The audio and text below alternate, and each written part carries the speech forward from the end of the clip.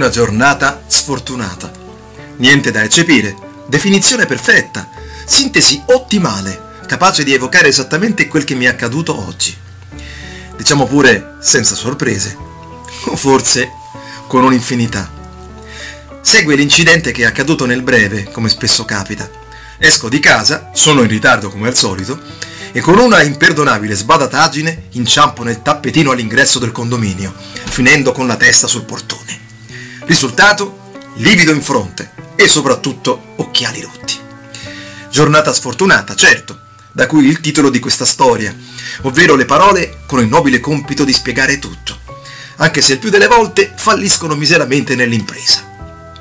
Il fatto è che, senza occhiali, sono persa, come dissi un giorno al mio ultimo ex spasimante durante il nostro ultimo appuntamento, nell'ultima volta, lo giuro, che ho accettato di uscire con un tipo suggerito dalle amiche. Ripeto, persa. E fu così anche nello sventurato giorno fin qui rievocato. Subito dopo la craniata sono arrivata a scuola per miracolo, viaggiando tra metro e bus. Mi sentivo giusto appunto persa lungo tale tragitto, incapace di nascondermi al sicuro dello schermo, del cellulare o del romanzo che sto leggendo in questo momento.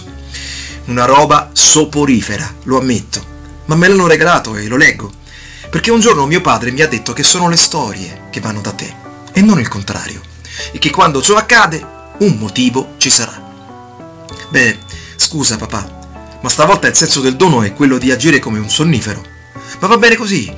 Anzi no, perché oggi non è andata affatto bene, poiché ripeto ancora una volta che mi sentivo davvero persa, impossibilitata a decifrare parole e immagini nei miei adorati rifugi. Al contempo lo sono stata altrettanto innanzi al mondo che tento quotidianamente di attraversare invisibile, nei panni di un oggetto d'arredamento vivente tra i molti nella tappezzeria dei viaggiatori. Persa in quest'ultima, se preferite, ma trattasi di ben altro smarrimento, ecco. In questo caso si tratta piuttosto di un perdere che perdersi, ma questa arriva dopo. Quando finalmente sono entrata in classe per prendere posto in cattedra, l'aula era già ricolma di gioventù vibrante, con quello sconquassamento ormonale in bella vista, le emozioni frastornate e casualmente sparse sui volti e gli occhi che tradivano il solito straordinario disorientamento, che alla fine della fiera scolastica, in noi altri non più così giovani, generano un solo quesito: chiunque ne sia stato il protagonista.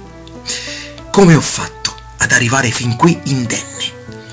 La giornata a scuola è trascorsa secondo copione, anzi secondo programma, essendo un insegnante. Senza occhiali per tutto il tempo non ho visto un H, ma che dico, tutto l'alfabeto. Ciò malgrado mi sono dovuta affidare alle sole possibilità rimaste. Ho intravisto e per completare il quadro ho immaginato. Al meglio ho dedotto, affidandomi a dei dettagli spesso sottovalutati. Voci e odori, tatto e suono, sapori e molte altre inezie che di norma sono tali. Ma oggi non è stato così e mi sono improvvisamente ricordata dell'esistenza di una quantità enorme di particolari davvero importanti che avevo rimosso. Altrettanto miracolosamente, facendo il medesimo tragitto all'inverso, con un sorriso quasi idiota, sono rincasata. Che giornata, mi sono subito detta dopo aver chiuso la porta. Mi sono perfino dimenticata di passare dall'ottico. Che giornata sfortunata. E che il cielo, chi per lui benedica la sfortuna di perdersi.